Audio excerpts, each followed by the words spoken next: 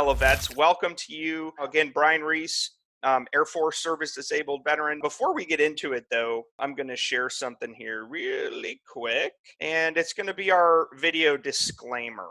Okay, and I think it's important to share this with y'all because I want y'all to see some of the stuff that we're talking about today. So first of all, Brian Reese, VA Claims Insider, anybody associated with us, I am not an accredited agent. I'm not a VSO. I'm not an attorney. I'm not any other entity recognized or associated with the Department of Veterans Affairs, and I'm not affiliated with the VA in any way. Okay, some of the stuff that we talk about today might be chatting a little bit about some medical conditions.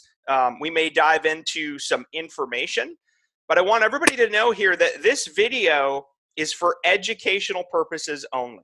Okay, it should not be substituted at all for the medical advice from a doctor or a healthcare professional or provider, or the legal advice of a VA accredited attorney. Okay, so if you need those types of services, you need somebody to prepare and file your claim, you believe that you're in an appeal situation and you want to hire an attorney to potentially help represent you in oral arguments before the Board of Veterans Appeals, we do not provide those services. Okay, we're in the business of education. What the heck are we talking about today? We're talking about veterans applying for VA disability benefits years after leaving service. Okay, I applied with a VSO, an AMVETS VSO, shortly after leaving active duty. And it only took a cool 15 months to get underrated. And I didn't even know until years later that I was actually eligible for an increase. Okay, I was actually underrated. But I want to share some sobering statistics with you guys. So we conducted a poll. As VA Claims Insider has become a movement of veterans helping veterans worldwide, one of the things that it has enabled us to do is to start asking y'all, fellow disabled veterans, what you're dealing with, right? Why are you stuck, frustrated, and underrated? Okay, so I want to share these results. I don't want to say it was shocking to me. I was surprised at some of them, but I wasn't surprised at the overarching theme. Okay, of the 1,065 disabled veterans who we polled, okay, more than 70%, okay, 752 out of 1,065 cited that they either did not know about VA disability benefits until after they left active duty military service, or they lacked basic knowledge of the VA claim process. Okay, you just got frustrated and quit. Maybe you Googled something about it, read a page, and just quit, right? You got overwhelmed and frustrated and you just stopped. The other thing I find really interesting, and I want to just highlight the other four things, okay, because I think this highlights some of the problems, the frustrations that veterans deal with. The number one overall reason cited by veterans in the poll was this: I didn't know that I could file for a VA disability increase.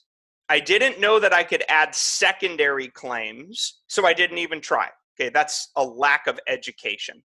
Another one was, I wish I would have known back then when I wore the uniform, I would have gone to the clinic, right? I would have got the conditions I was suffering from on active duty. I would have got them documented in my military medical records, okay, your service treatment records. That was the number two reason. The number 3 and 4 was I tried before and got denied, so I quit. I gave up, okay? And the number 4 most common reason was I didn't even know VA disability benefits existed until after I left the service. Those are the problems. Now, I found this really interesting. Of the overall survey we did, the number one reason given overall, in addition to those 4, the number one overall reason, okay, was the veterans didn't think they deserved it. You didn't think you deserved it. And it's not because you don't actually deserve it. It's because of the lies you told yourself that you said, well, I'm not missing a limb. I'm not that bad. I was never in combat. I'm still married. I have a job, right? And so you've convinced yourself that well, maybe other people need it more than me. They're worse off than me, so I'm not going to apply. I get it. Now, it's your personal choice, 100% on if you want to pursue VA disability benefits. Okay, nobody can make you do it. That's your personal choice as a veteran. Now, what I want to tell you is you served, you deserve. The VA disability benefit system, gang, goes back to the very founding of our country. And before that, it actually cites and dates back to the 1600s when the Pilgrims implemented a system of compensating. They had a pension system for folks who stood up and fought on behalf of the colonies in Plymouth. Okay.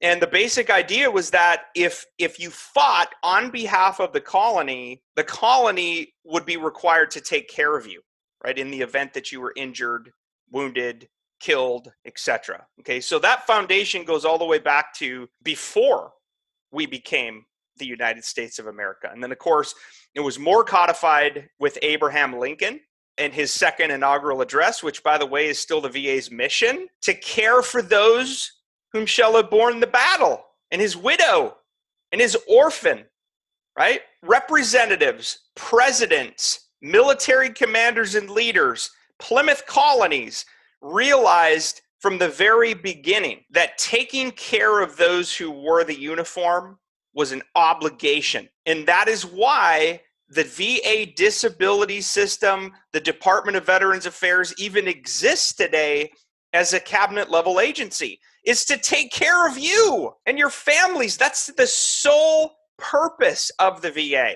Okay. Now, we could argue all day long whether they have succeeded in that, whether they failed in that, whether they're average in that. What I will tell you is that I believe in my heart that the Department of Veterans Affairs is filled with good people. There's good human beings who are trying to do right by veterans and are trying to help them get what they deserve. The problem is we got an education problem, right? Veterans just aren't educated, and it's not starting. It doesn't happen early enough, right? I don't know about you, but I didn't even know what the VA was until I went to take off the uniform. Nobody serves thinking, well, I might get injured and then I can get disability benefits, right? Ridiculous. Nobody has that thought. And nobody talks to us while we're wearing the uniform that, you should probably go to the doctor. Stop trying to be the tough guy or gal, right? Stop trying to say you're okay because you ain't. Go to the doctor. Go to sick call. It doesn't mean you're weak. It means you're strong. Again, it's a culture problem, vets. It's a culture problem among our active duty troops and among our veterans, okay? But again, I'm telling you right here, right now, you served, you deserve. Okay, now it doesn't mean that everybody's going to be 100% disabled, right? Maybe you're 0% disabled. Okay, well, at 0% service connected, you're still eligible for some benefits, such as starting a service disabled veteran-owned small business, an SDVOSB, right? If you're considering pursuing government contracts to get veterans preference, you can get that at the 0% rating. Now, you're not going to get any disability compensation, but there's still a benefit to you of being 0% disabled. At 10% disability or higher, you're eligible for disability compensation benefits, a smaller amount, right? Now, you're not eligible to have dependents get compensated at 10%, but you as the veteran can start receiving monthly tax-free compensation benefits, among many other things, right? Another advantage of being at least 10% is the waiver of the VA home loan funding fee, okay, which is potentially worth thousands of dollars. So there's many reasons why you served, you deserve. If you've got some injuries, you've got some conditions that happened while you were on active duty or you believe were due to your service, aggravated by, made worse, caused by your service, you need to go for it, right? And I'm giving you permission to get what you deserve by law.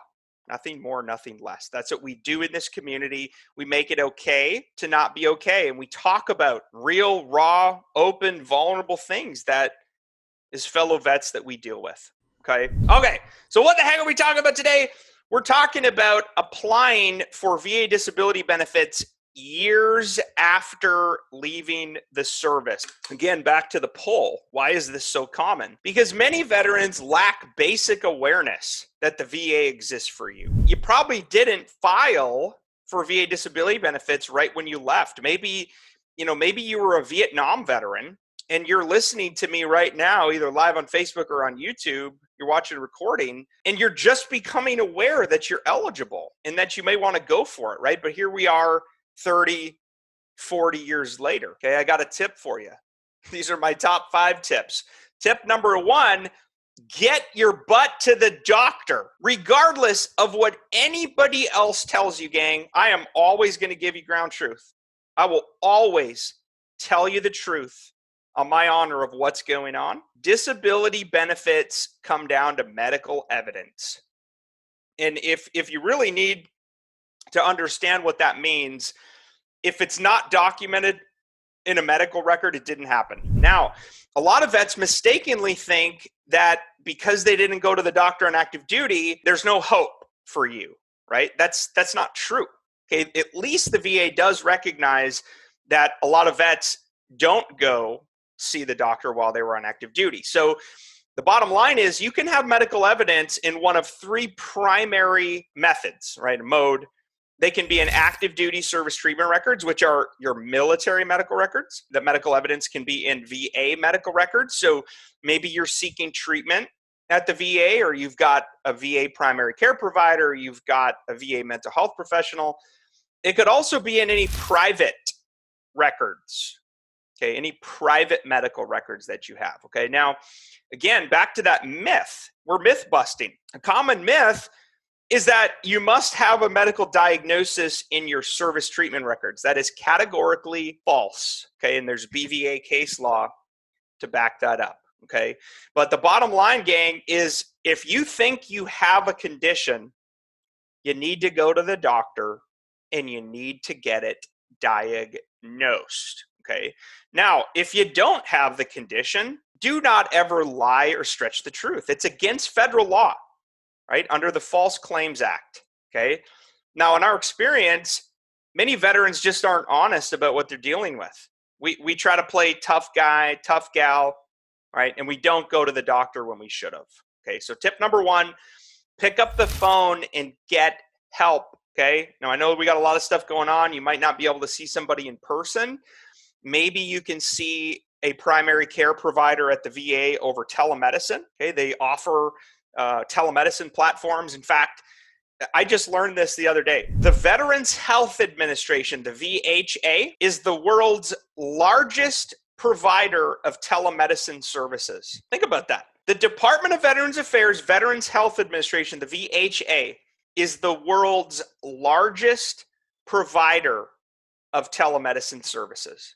Okay, maybe they can see over telemedicine. They have mobile apps, all of that stuff. I think it's called VA Connect. Okay, so that's number 1, is get to the doctor. If it's not documented, it didn't happen.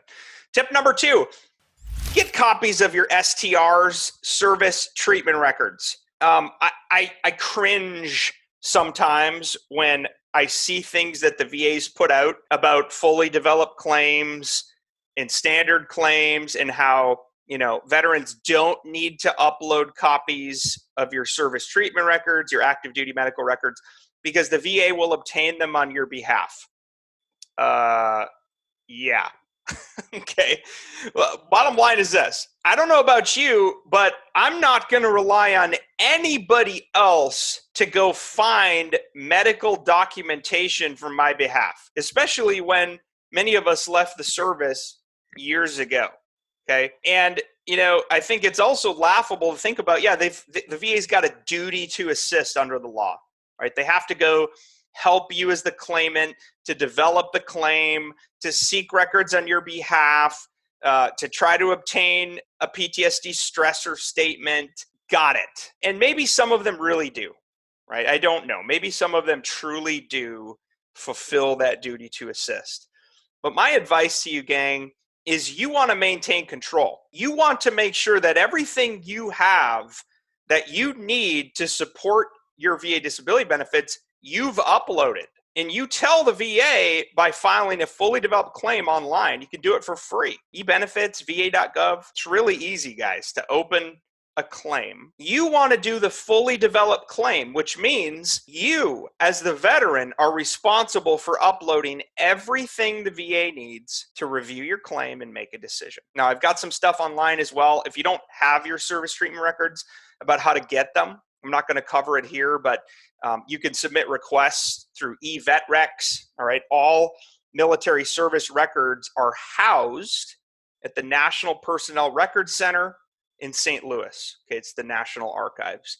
And there's some little nuances there that you may want to check out. But if you just Google National Archives, or you could type in, how do I get my military medical records? You'll see. It's pretty simple to fill out a request to get a full copy. Okay, I highly recommend you do that. So that's tip number 2. Tip number 3, applying for disability benefits years after service, writing personal statements, strong personal statements. You got to know, gang, how your conditions are evaluated under the law.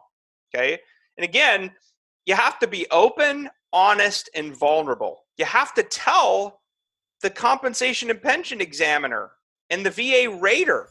You got to tell them what you're dealing with, what your symptoms are, how you believe something is due to your service, even though, maybe it's years later.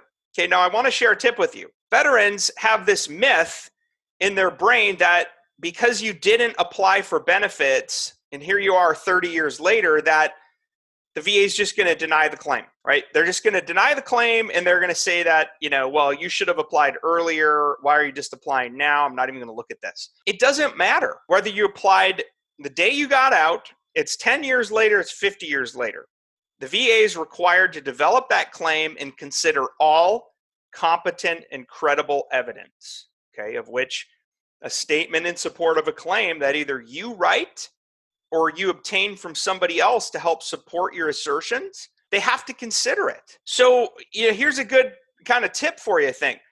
If it's been 20 years or 30 years or 40 years or 10 years or whatever, you can write in your statement. Maybe you're applying for the first time because you just became aware. You didn't even know that you could apply before. So maybe you write in your statement something, to the effect of, hey, I'm applying 12 years after I took off the uniform because nobody helped me. I didn't even know what the VA was. I didn't know I could apply. I didn't know I could file for an increase. I had no idea I could add this condition until I started doing some research online. Okay, that's really sad, by the way, but if it's true, it's true. I read some of those stats to you when we started. When we started talking today, I shared some of those shocking stats. A lot of veterans lack basic awareness of the fact that there's this thing called the VA disability benefit system. Okay. Now, that's not to say that the VA is not trying. I think they are. We've seen their website get so much better. The 800 line is pretty good if you want to call and talk to a rep. But I want you to think about those things, okay? So submit statements in support of a claim. And by the way, if you want access and permission to use our resources, education-based resources inside of our membership programs, okay? One of the ones is called VA Claims Insider Elite. It's our premier education-based program. You can come in and mastermind with me and fellow veterans. Okay, so you can get educated on the process. So you can understand, maybe my sleep apnea is due to my service. Maybe my migraine headaches are due to the fact that I suffer from PTSD, right? But if you don't know, if you don't even have awareness that you're eligible for these things, how are you going to apply, right? That's what we do, gang. We're an education-based coaching and consulting program. We also have a network of independent medical professionals. Independent. They do not work for me. They do not take orders from me. They do not take directives from me. They are truly independent in their review and their evaluation of you and your conditions. You can join our mastermind community of veterans helping veterans worldwide live together 24/7, 365. There's not a veteran in our program who hasn't probably dealt with something you're dealing with right now. I'm unsure. I don't know if I have a mental health condition. I was raped in the military. I'm having major issues in my life. I got fired from a job. I got denied. Now what do I do? Okay. The whole concept of a mastermind is iron sharpens iron. You're going to learn something you don't know faster by being surrounded by a group of people who get you, who have been there, who have done that. That's what we do inside of our mastermind community. We serve and support each other. Tip number 4, buddy letters. Let's talk about buddy letters. There's so much misconception about a buddy letter. A buddy letter is the same thing as a statement in support of a claim. A statement in support of a claim is the same thing as a buddy letter, is the same thing as lay evidence. All of them constitute lay evidence under the law. After the fact evidence that's competent, okay, and credible to support any of the assertions that you're making. A buddy letter is simply the testimony from somebody else who has knowledge and awareness.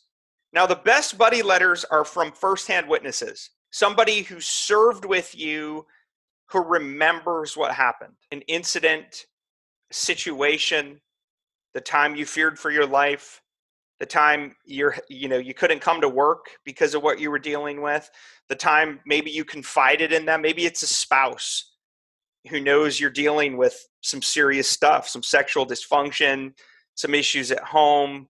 Maybe it's a boss, somebody who knows who you've confided in of what you're dealing with. Okay, those are the best buddy letters, hands down. Okay, but what I think you should consider, if you go to Google, by the way, and just type VA buddy letter or example of a VA buddy statement or a lay statement, you'll see a lot more out there.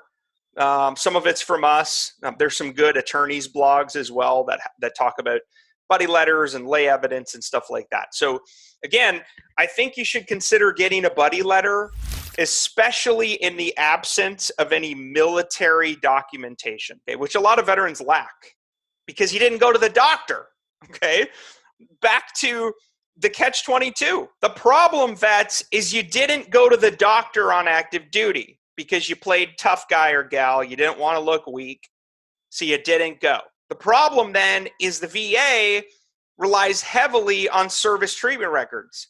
And they go, well, I can't find anything in your service treatment records about any sleep issues, about any headache issues. There were no subjective complaints about ringing in your ears. Okay. Well, obviously there isn't because you didn't go in. You didn't get treatment. Okay. So I think that's the primary reason why so many veterans claims get denied is you just don't have the military medical evidence, and the VA is incorrectly making that assumption that because they can't find evidence in your military service records that it didn't happen or it didn't exist. Okay. A buddy letter can really help add some evidence and some credibility there, some competency and some credibility. Okay. So that's number 4.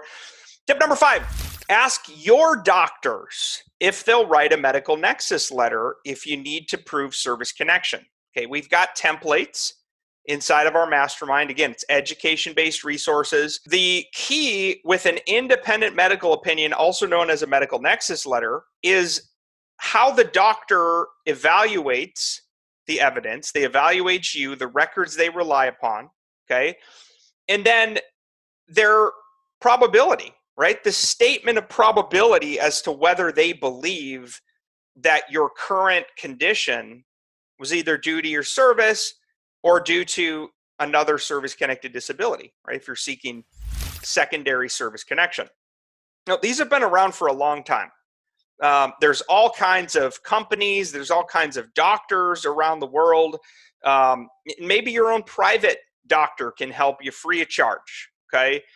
What you're going to want to think about, though, is a lot of folks, they don't know what these are. They don't understand the importance of that concept of the nexus, okay, which I'll explain here in just a second. A nexus is nothing more than a logical link or a connection. In the independent medical provider's assessment, what is the likelihood, and it's a probability assessment, it's not exact science, in the medical evaluator's best judgment, relying upon their education, their training, their experience, their credentials, the likelihood that your disability or condition is due to your service or due to another service-connected disability. Okay. Now, are you required to get a Nexus letter? No, you are not. Okay. Do I think you should seriously consider getting one if it's been 5 years, 10 years, 20 years, 30 years since you left the military and you don't have a condition documented in your service treatment records? Yeah, I think you should consider getting one, but you don't have to get one. Okay. Again, there's some high value blog posts out there as well about how you might be able to go find a doctor who can help you. Okay. And by the way, I just did a video how to prepare and file your own VA claim for free on va.gov. I walk you through it on the screen step by step. If you have all your evidence, it takes about 30 minutes from start to finish. It's like TurboTax, right? And I commend the VA, by the way, for the leaps and bounds that they've made in their technology and in their information to help vets. The new va.gov site is fantastic. It really is. And you can prepare and file your own claim if you want. You can represent yourself before the VA. It's called pro se representation. All that means is you're representing yourself, okay? Or if you don't want to do it yourself, you can work with a VSO. You can work with an accredited agent. You can work with an accredited attorney if you've been denied in the past and you want to try to fight it. Or you can just choose to do it yourself. You can educate yourself on the process. You can take control of your own claim and you can get the benefits that you deserve by law, okay? Again, it's not hard. In fact, it's pretty easy. It's pretty easy to actually prepare and file a VA disability claim, okay? So those are my top 5 tips. You just have to be thinking about the medical evidence piece. You have to be thinking about, do you understand and are you prepared for when you submit this claim, what's going to happen next, right? Do you know the compensation and pension exam process, right? Do you understand how the VA is going to review and rate your claim? Okay, I think you need to know that. And again, I want all vets to get what they legally, morally, ethically, and medically deserve. Nothing more, nothing less. Okay? That's why we exist. If you're watching on YouTube, by the way, if you're watching the recording, you're hearing my voice, scroll all the way down into the comment section, ask your question. Again, if you need some help, you want to get really educated on the process, you realize you need more medical evidence, okay? If you truly have the conditions, okay? You can get started today, VA Claims, InsiderElite.com. Okay, again, you can get started today, VA Claims, InsiderElite.com. I love you all. Again, Brian Reese here, out from Austin, Texas. We'll be talking to you real soon, okay? See ya.